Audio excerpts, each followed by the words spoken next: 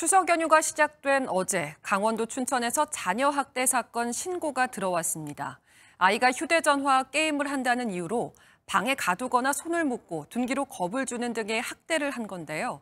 이런 혐의로 신고를 당한 아이의 아버지는 현직 경찰관이었습니다. 장진철 기자입니다. 112 상황실로 다급한 신고가 들어온 건 어제 오후 7시 40분쯤. 동생이 부모한테 학대를 받고 있다는 신고였습니다. 경찰은 출동 최고 수준인 코드 제로를 발령하고 현장에 도착해 부모를 아동복지법 위반 혐의로 검거했습니다. 학대를 당한 막내는 부모와 함께 있기를 원해 중고교생 누나 2명만 분리 조치했습니다. 부모는 11살짜리 막내 아들에게 머리에 비닐을 씌우겠다고 위협하고 방에 가둔 뒤 손으로 등을 때린 것으로 알려졌습니다. 또 둔기로 겁을 주고 끈으로 손을 묶는 등 신체적, 정신적 학대를 한 것으로 조사됐습니다. 휴대폰 게임을 한다는 이유로 이 같은 짓을 벌였는데 학대를 한 아버지는 강원경찰청 소속 현직 경찰관이었습니다. 신고는 집에 있던 고등학생 큰 누나가 했습니다. 누나가 보고한 것 같아요. 그 사안은 이제 집에 같이 있었던 거죠. 경찰은 부모와 자녀 등을 상대로 정확한 사건 경위를 조사하고 있습니다. MBN 뉴스 장진철입니다.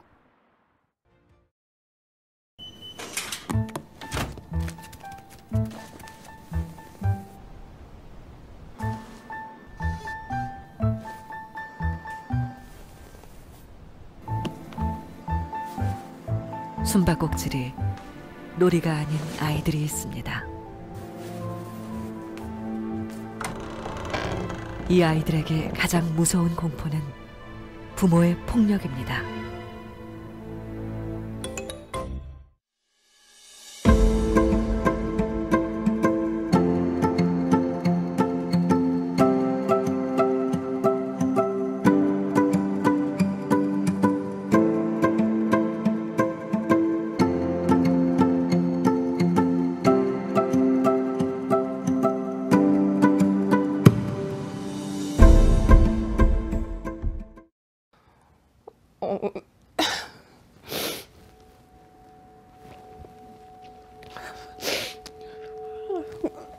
그냥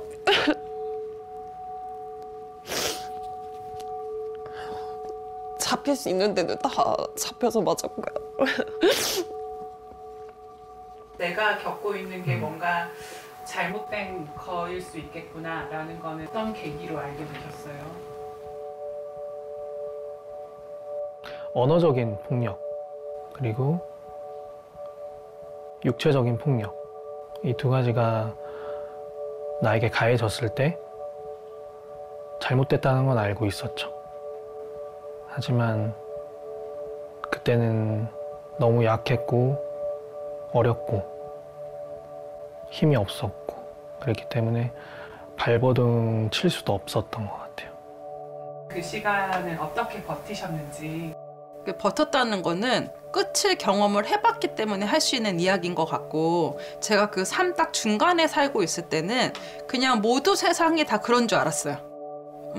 그 순간은 사실 문제를 몰랐기 때문에 지금까지 산 것 같거든요.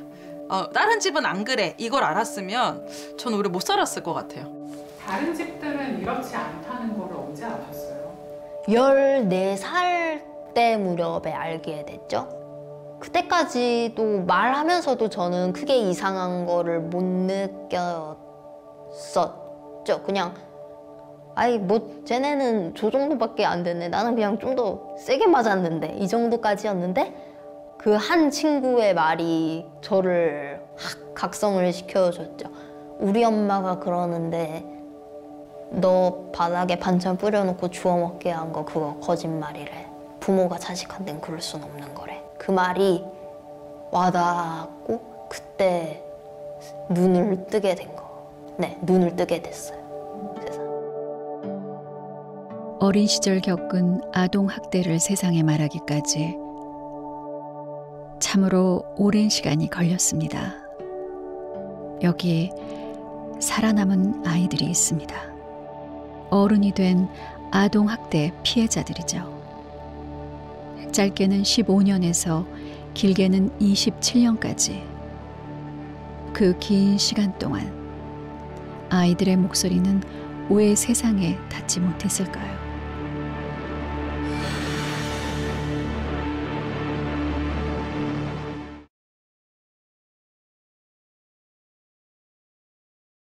자, 오늘의 주인공은 박정희 전 대통령.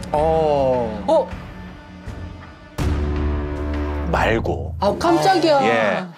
1970년대 대통령을 꿈꿨던 또 다른 인물에 대한 이야기입니다. 한 남성이 지친 몸을 이끌고 집으로 들어섭니다. 여보, 시장하시죠? 아내가 정성껏 상을 차려냅니다. 딱 봐도 맛있어 보이는 된장찌개. 자, 다들 좋아하시는 그 된장찌개. 이 구수한 찌개를 한 숟가락 떠서 입에 넣더니 탁 하고 남편이 수저를 내려놔요. 그리고 방으로 들어갑니다. 빽빽하게 적힌 쪽지를 들고 나와서 내미는데 반찬 레시피였어요. 된장찌개, 멸치 우린 국물에 끓일 것, 나물, 참기름 X, 들기름 동그라미, 명심 또 명심할 것. 이 쪽지였습니다. 이 아내분은 불평 한마디가 없어요. 왜? 도대체 왜? 아내가 얘기합니다. 네네. 꿈을 이루려면 참고 견뎌야지. 자, 꿈이 뭐였을까요? 아까 살짝 힌트가 나왔었죠? 그렇죠. 1970년대 대통령을 꿈꿨던. 자, 이 아내분은요, 명문대에서 정치 외교학을 공부했어요. 네. 이름은 박땡땡 씨. 근데 이때가 언제라고 했죠? 70년. 70년. 그렇습니다. 1970년대. 가스나가 뭐 대통령 퍼뜩 시집이나 가라. 안타깝게도 이런 시대였어요. 이 현실의 한계를 뼈저리게 깨달은 박 여인은 목표를 수정합니다. 자, 이렇게 수정된 목표 뭘까요? 영부인. 빙고. 대통령이 못 된다면 대통령 부인이라도 돼야지. 그래서 해군 사관학교를 나온 장교와 선을 봐서 결혼에 꼴이 납니다. 결혼한 뒤엔 내조의 여왕이 됐어요. 아들도 둘이나 낳고 교육에도 엄청 신경을 썼죠. 공부는 물론이고 행동거지 하나하나 매너와 말투까지 똑부러지게 가르칩니다. 그래서 그녀의 꿈은 이루어졌을까요? 영상으로 보시죠. 네. 공원 쓰레기통에서 쓰레기 봉투에 담긴 남녀 토막 시신 일부가 발견돼 경찰이 수사에 나섰습니다.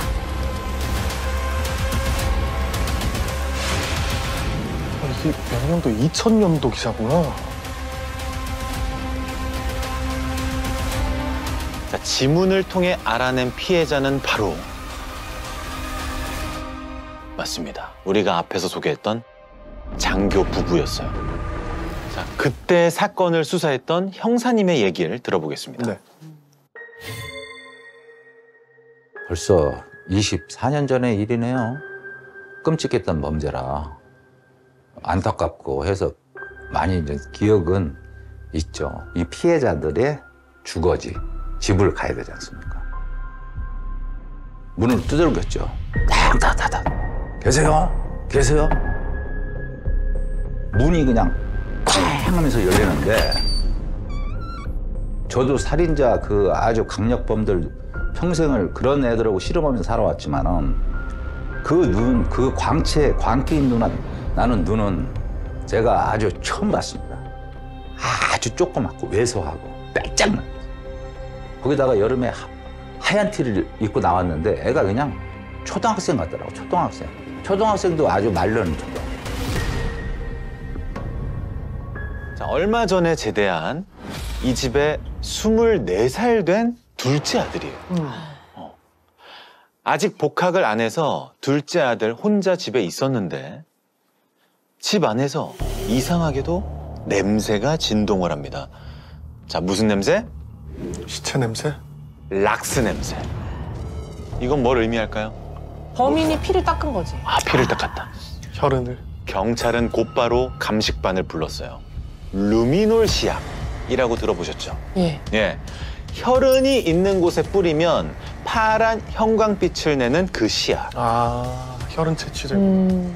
그랬더니 수채구멍에서 반짝 파란 빛이 감지됐어요. 채취한 혈흔에서 살해된 부부의 DNA가 검출됩니다. 경찰은 사망한 부부의 둘째 아들을 긴급 체포했어요.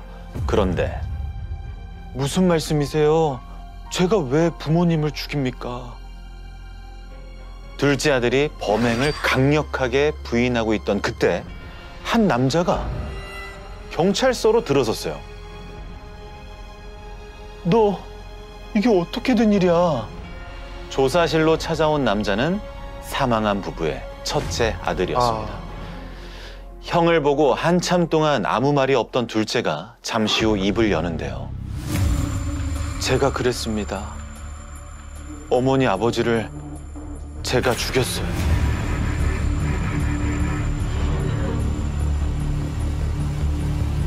둘째 아들은 경찰에 체포되기 사흘 전 새벽 자고 있던 어머니를 둔기로 살해했고 4시간 뒤 아버지마저 같은 방식으로 살해했다고 털어놨어요. 자, 형사님의 얘기를 더 들어볼게요. 네. 이제 형이 오고 난 후부터는 차분하게 진술한 거로 기억되고 이라고 항상 얘기 묻는 말이 다 얘기를 해요. 뭐 부인하고 그런 것도 없이 이제 감정이 없어 보여. 말이 없어. 울지도 않아요. 울지도 않아. 울지도 않아. 편입한다고 도와달라고 했는데 부모님이 너도 컸으니 돈 문제는 나한테 얘기하지 마라. 앞으로 네가 알아서 해라. 여기서 얘가 이제 많은 생각을 한 것 같더라고요. 군 생활 동안 면회 한 번 오지 않았던 점. 어렸을 때 무시하고 구박하고 학대한 그런 생각이 나서 아마 그런 것 같습니다. 이제 형이 오고 나서부터 갑자기 이렇게 진술을 계속해서 털어놓은 게 이게 뭐 어떤 심리일까요? 그 집안의 사정을 알고 있는 사람이잖아요, 형이. 그래서 뭔가 더 이상은 부인해도 소용이 없을 거란 생각을 한 것 같아요. 그렇구나. 근데 더 들어보세요. 놀라운 건 그 얘기를 들은 첫째 아들, 이 형의 반응입니다. 동생을 이해합니다. 둘째가 초등학생 때로 거슬러 올라갑니다.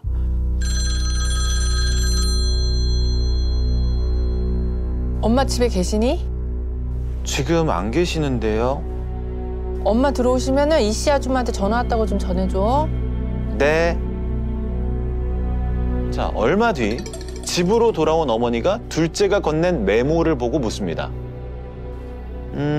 이씨 아줌마가 누구야? 3층 이씨 아줌마야? 아니면 양재동 이씨 아줌마야? 몰라? 확인 안 했어? 나이가 몇인데 전화 하나도 제대로 못 받아? 전화 받을 때 똑바로 물어봐야 된다고 엄마가 몇 번 얘기했어. 그리고는 갑자기 뺨을? 어린 아들의 뺨을 후려칩니다. 너무 심하다. 그렇죠. 이 정도면은 예. 집안에서 사소한 일이 있어도 이렇게 손이 올라갈 정도로 신체적 학대, 정서적 학대가 만연한 상태로 봐야죠. 사소한 일 하나하나 간섭하고 통제를 했을 것 같아요. 둘째는 평소 일기를 자주 썼는데요. 거기 어떤 내용이 적혀 있는지 같이 보시죠.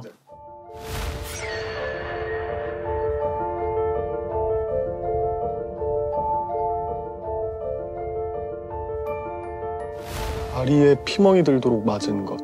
새 컬러 TV 조정 스위치 없앴다고 맞은 것. 대변 검사 얘기 안 했다고 밤중에 쫓겨날 뻔한 것. 밤늦게 먹는다고 젓가락 던진 것. 유리창 금감.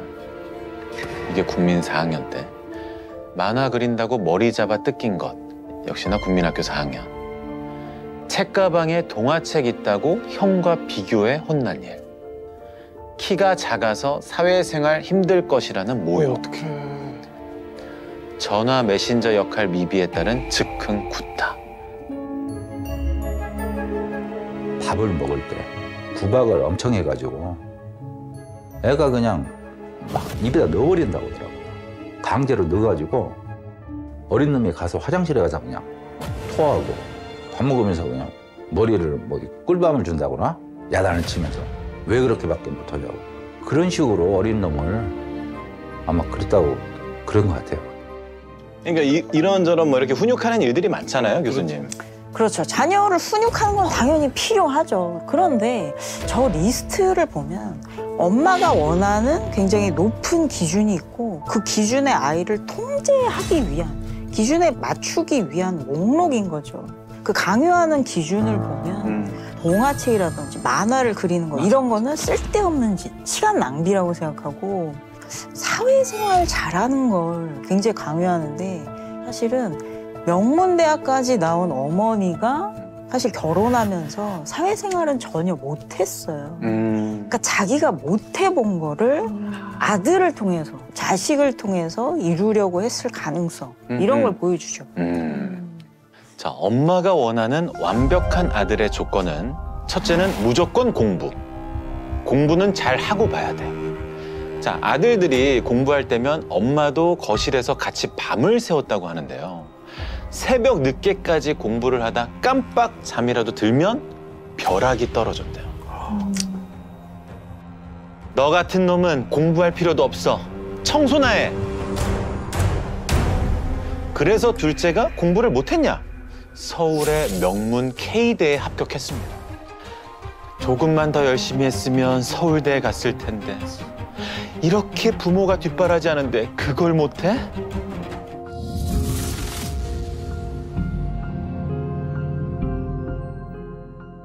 자, 그럼 이 얘기를 한번 들어보세요. 둘째 아들이 교회에서 겪은 일입니다. 한 여학생이 옆자리에 앉으며 방긋 웃어요. 안녕, 잘 지냈니? 근데 아무런 대답이 없어요. 잠시 후 성경 퀴즈 시간. 아까 그 여학생과 짝이 됩니다. 둘 다 문제를 아주 잘 풀었어요.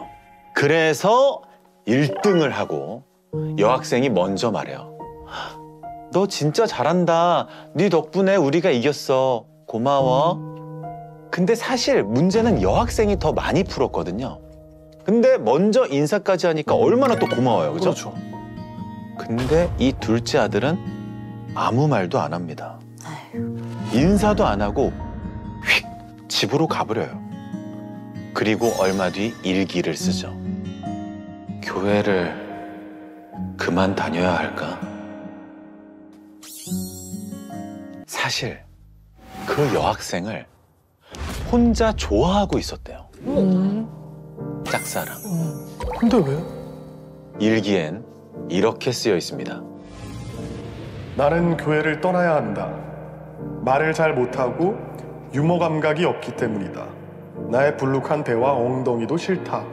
내 본질을 보여주기가 두렵다. 그래서 나는 교회를 떠난다. 사실 둘째 아들은 학교에서도 종종 괴롭힘을 당해왔어요. 근데 부모님한테 이 얘기를 할 수 있었을까요? 못하지. 네가 못나서 그런 거야. 이런 소리 들을까 봐. 이걸 한번 보시죠.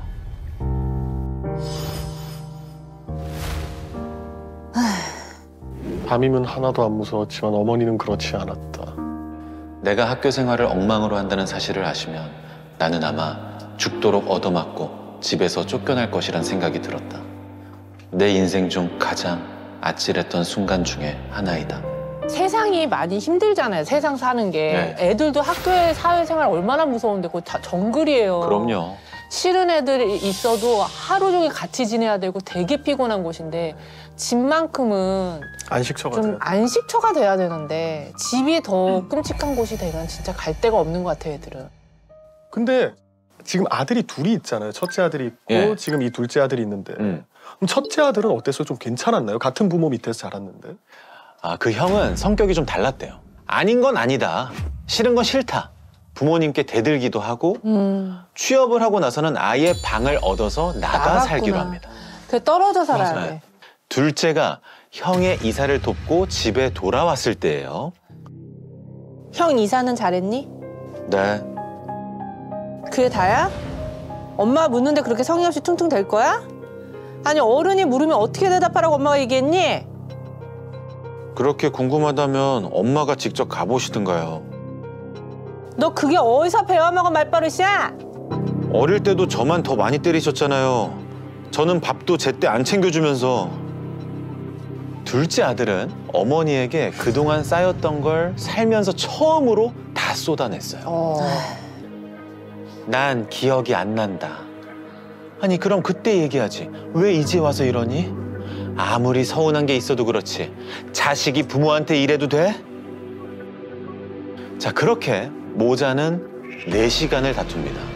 그런데 다툼이 있고 나흘 뒤 아버지가 둘째 아들을 방으로 부릅니다. 이번엔 뭐라고 했을까요? 어렸을 때 일을 가지고 사내 자식이 옹졸하긴. 소심하게 좀 굴지 마. 자, 이날 이후 둘째 아들은 자신의 방 안에만 틀어박혀 지냅니다. 화장실도 가지 않았대요. 이 생리현상은 방에 있는 깡통에 해결했고요. 집에 아무도 없을 때만 잠깐씩 나왔다 들어갔다고 해요. 하지만 이 엄마와 아빠는 끝까지 방문을 두드리지도 않았대요. 그 안을 들여다보지도 않았고요. 얼마 동안? 무려 6일 동안. 결국 6일째 되던 날 둘째 아들이 방 안에서 혼자 멍하니 넋을 놓고 있는데 옆에 뭔가 눈에 띄어요. 설마. 망치였습니다. 동기를. 그리고 돌이킬 수 없는 짓을 저지르게 됩니다.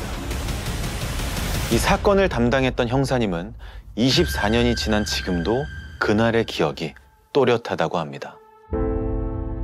형사 그 기동대 그 차에 항상 내 옆에 제 옆에 태우고 그 토마호크 사체를 타지러 다녔습니다. 모자를 푹 눌러 쓰고 몸을 항상 이렇게 빼짝 마른 놈이 여러 웅크리고 아무 말이 없어요. 말이. 제가 한마디 이렇게 한 적은 있어요. 네가 그때 정도 다닐 정도면 실력이 되고 충분히 그 네가 돈을 벌어서 편입하고 그렇게 학원 다닐 수도 있고 그럴 수가 있지 않았느냐. 부모님한테 기대지 말고 그렇게 꼭 극단적인 방법을 해서 꼭 죽여야만 했느냐. 그때 처음으로 울었습니다.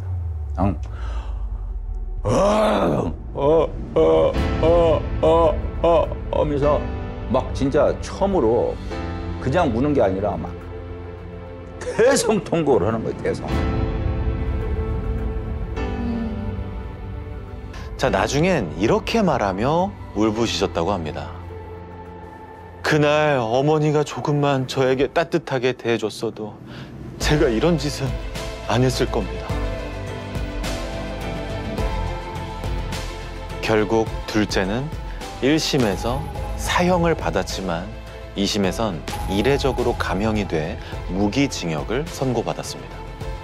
자, 여기서 또 다른 에피소드를 하나 들려드릴게요. 자, 한 아이가 열심히 책을 읽고 있었어요. 그런데 뒤에서 갑자기 버럭 고함 소리가 들려요. 엄마가 소설책 읽지 말라고 했어, 안 했어? 도움이 되는 걸 보라고. 교양서적을 읽으란 말이야. 엄마의 어릴 적 얘기예요. 엄마도 어릴 때 똑같이 자랐던 거예요. 이 박 여인의 엄마는 딸한테 그 시절 과외 선생님도 붙여주고 학교에도 늘 데려다주고 데려오곤 했대요.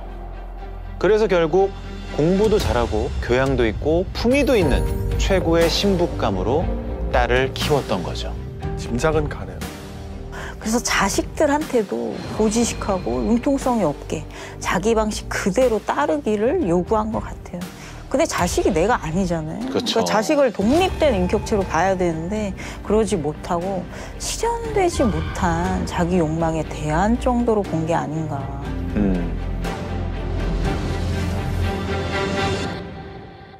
영부인이 되려고 대통령이 될 수 있는 군인과 결혼했잖아요. 근데 꿈은 생각보다 일찍 깨졌다고 합니다. 남편의 승진이 자꾸 밀린다 싶더니 진급이. 네, 꽤 이른 나이에 예편했대요. 그때 느낀 이 실망과 좌절이 너무 컸던 것 같아요.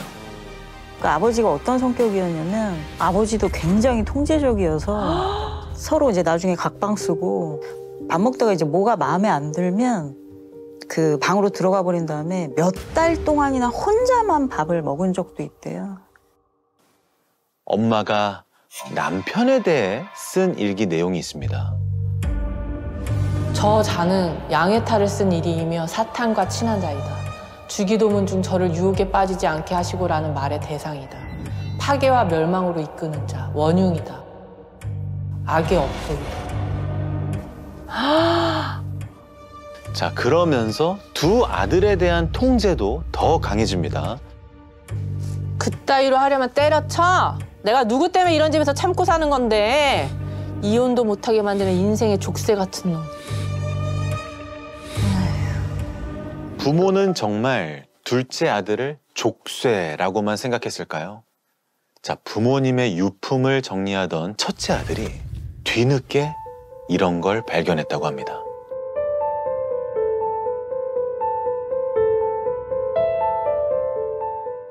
사랑하는 둘째 아들에게 안녕히 지내는지 궁금하구나.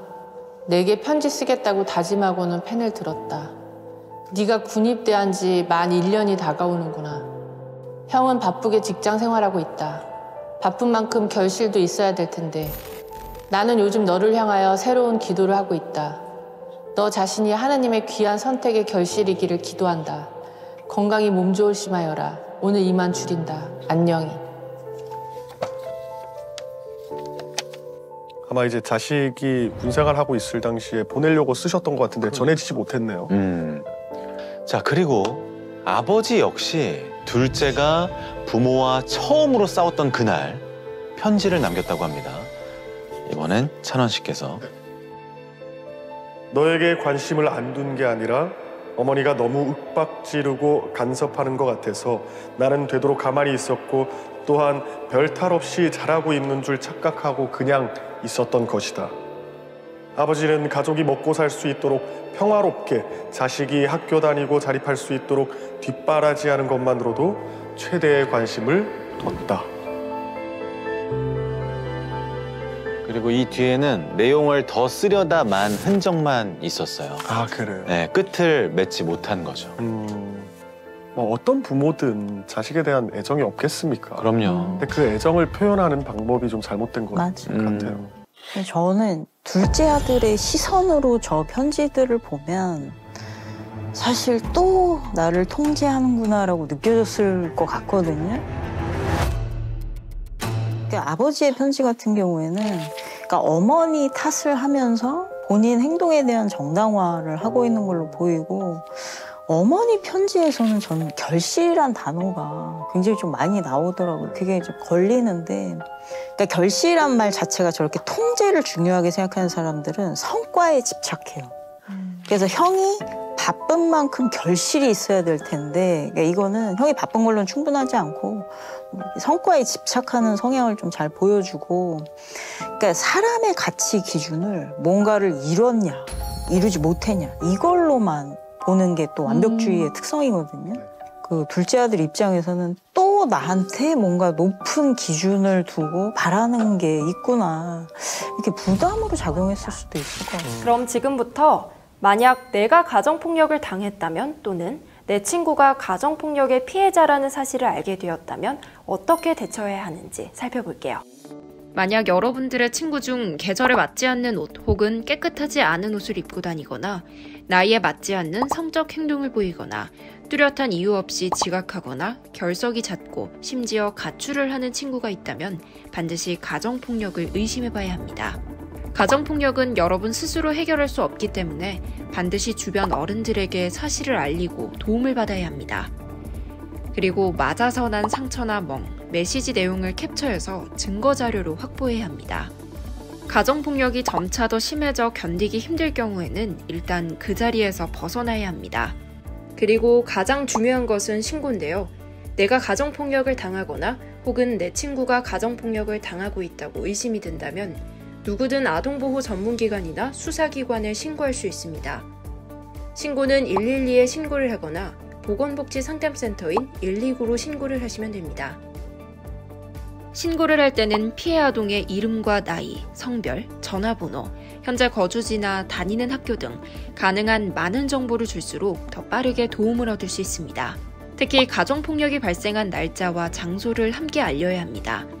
만약 내 친구를 위해 신고했다면 피해 아동과의 관계, 그리고 학대 사실을 알게 된 경위를 설명해 주는 것이 좋습니다. 자세히 보아야 이쁘다. 오래 보아야 사랑스럽다. 니도 그렇다.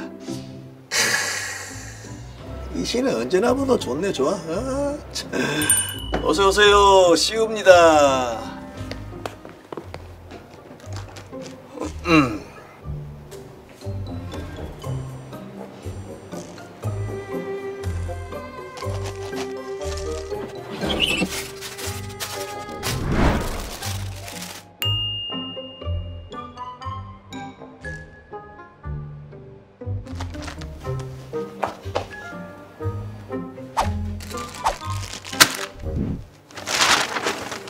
아이, 깜짝이야.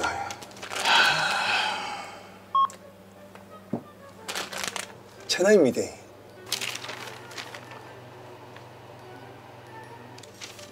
천원이에요. 안녕하세요. 저는 7살 박성우입니다. 저는 서울시 강남구 13-20번지 1층에 삽니다. 저는 초록색을 좋아해요. 아, 네가 초록색을 좋아하는구나. 근데 그 젤리는 천원이 돼.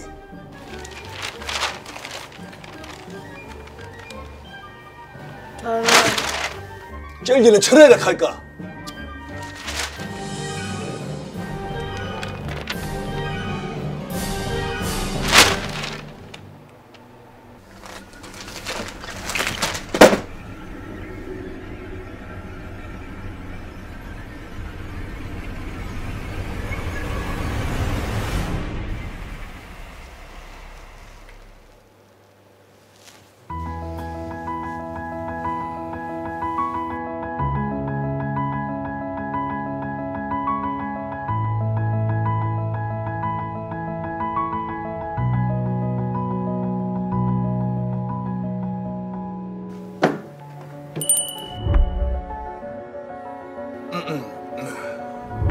이름을 알고 나면 이웃이 되고.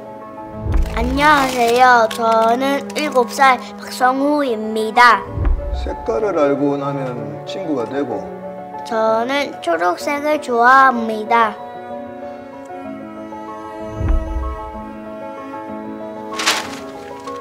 저는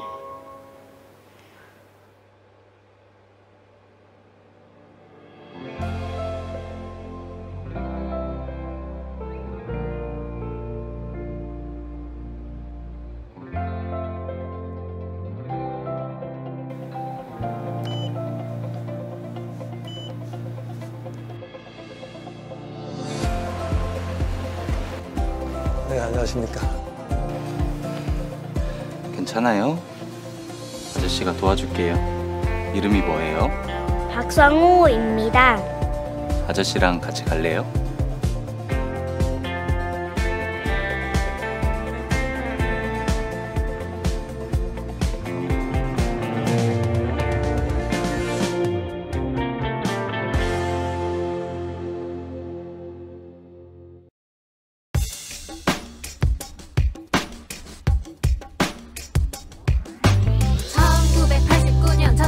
모여 아동 권리 지키기로 약속한 날 모든 아동을 위한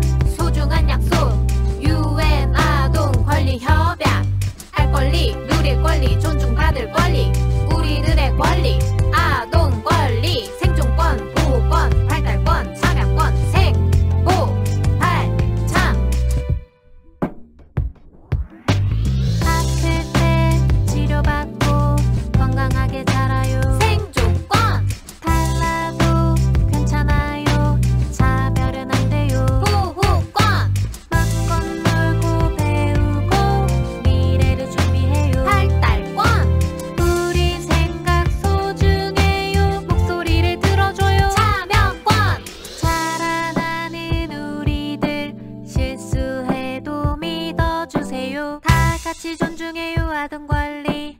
다 같이 소리쳐요 아동 권리.